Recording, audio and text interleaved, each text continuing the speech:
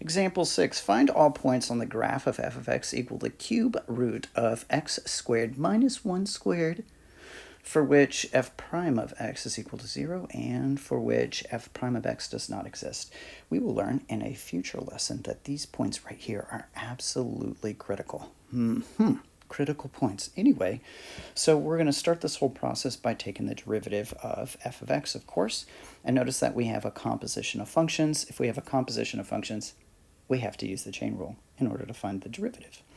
So first, I'm going to rewrite this thing like so. So f of x is equal to, I'm going to do x squared minus 1 and raise that to the 2/3 power, because then it's very easy to apply the general power rule to this.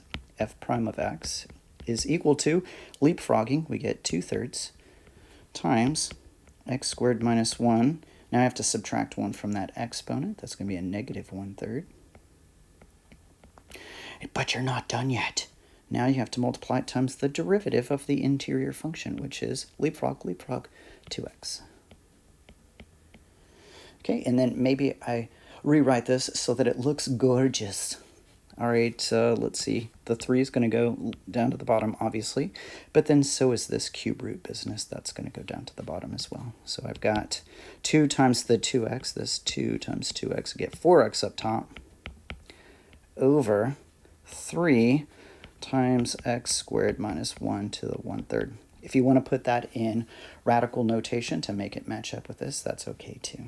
Okay, so we want, where is the derivative equal to 0? So I just set this thing equal to 0, obviously. So if I have 0 is equal to 4x over 3 x squared minus 1 to the 1/3 power. If you've got a fraction, some rational kind of function going on here, this isn't actually a rational function because you got 1/3 power. Anyway, the only way that this fraction can be equal to 0 is if the top is equal to 0 and the bottom is not. That means that 0 is equal to just 4x. It's kind of like this. It's like you multiplied this 3 times x squared minus 1 to the 1/3 over here to the other side. You multiply both sides by that quantity. You multiply it by 0 and it disappears. And of course, that only works if this part right here is not 0. We'll tackle that in the next step, though. All right, so then we can get that x is equal to 0. All right, but it does say points. Find all the points, which means that we want x and y values here. So we got to plug this back into the function. So f prime of x is equal to 0 at, if I plug in 0 into this function, 0 squared, 0 minus 1 is negative 1, negative 1 squared is positive 1, cube root of positive 1 is 1. So at 0 comma positive 1. I wonder what the graph looks like at that particular point. Okay, so the next part is we wanted to know, where does the derivative not exist? So the derivative is not going to exist if you have something like this, or something like this, where the denominator is equal to 0, right? So, because then I'd be dividing by 0. I have some number that's not 0 divided by 0 to make, say, a vertical tangent line, could be a sharp turn, something along those lines. So let's see. I'm going to set that denominator equal to 0, which is 3 times x squared minus 1 to the 1/3 power. Make that equal to 0. Okay, we'll divide both sides by 3.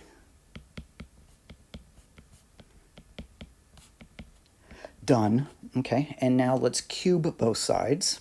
Okay, so let me cube both sides. Minus 1 is equal to, I don't need the parentheses anymore. 0 cubed is, let's see, 0 times 0 is 0. And then 0 times 0 is, it's still 0. All right, and then finally, add the 1 over x squared is equal to 1. Take the square root, x is equal to both positive or negative 1.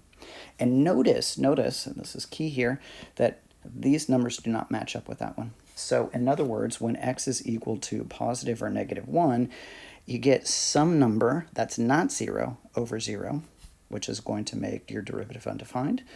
And when x is equal to 0, it makes the denominator not 0. So you get an overall derivative value of 0. Okay, so once again, we need to plug this into the function so we can find our points.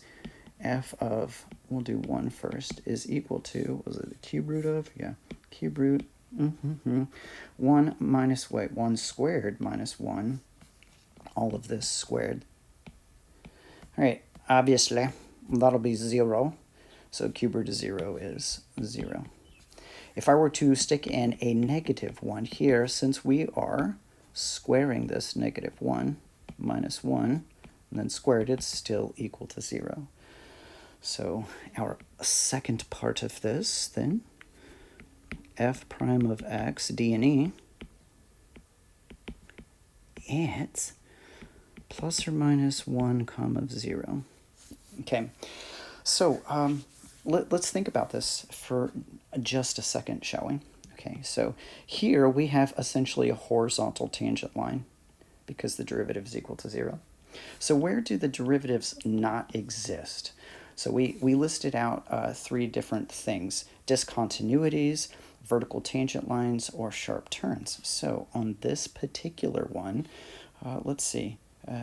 If I were to stick in either a positive or a negative 1 into the original function, notice that I got a value of 0. This thing is continuous everywhere, so it's not a discontinuity. It must either be sharp turns or vertical tangent lines. So let's take a look at what the graph looks like then for this thing. Okay, so here's our graph, and why don't I go ahead and plot the derivative there. Okay, so then we can see right there at, do I have this? No, I don't. Right here at, let me zoom in just a little bit. Here is our horizontal tangent line, and notice that it's a relative maximum right there. If I were to really zoom in there, it'd get closer and closer to being a horizontal line. Okay, and then here were my 2 points at which the derivative does not exist, and you can see for the green graph, you've got vertical asymptotes right there. And then from the left-hand side, it's going down to negative infinity. On the right-hand side, it's going up to positive infinity. So this means that you do have what's approaching vertical tangent lines on both sides, but from different directions, which makes a sharp turn at both of those particular points. Okay, let's look at one more. Differentiate g of t, which is equal to negative 7 to t minus 3 squared. Do I have to use the quotient rule on this? Well, take a look. I've got a quotient of 2 functions. Shouldn't I use the quotient rule? Heck no, I shouldn't, because what I'm going to do is I'm going to take this denominator, I'm going to bring it up to the top with a negative exponent, and then just use the chain rule. It's far faster than using the quotient rule, that's for sure. Okay, so I'm going to rewrite this, first of all, as negative 7 times 2t minus 3, I know how much you guys love t's inside functions when you're taking derivatives and stuff, to the negative 2 power. Okay, now apply the general power rule to this. G prime of t is equal to, we'll leapfrog our power down, so the negative 7 times the negative 2 makes a 14. 2t minus 3 to the, now subtract 1 from this exponent, negative 3, but it's not done yet. Remember the chain rule component, don't forget it. I need the derivative of the interior function, which is going to be just 2, so times 2. Rewrite this, positive exponents, a single fraction, thusly. So the 2 and the 14 can be multiplied together at 28 on the top, and then bring that negative exponent down to the bottom, 2t minus 3, all of that raised to the 3rd power.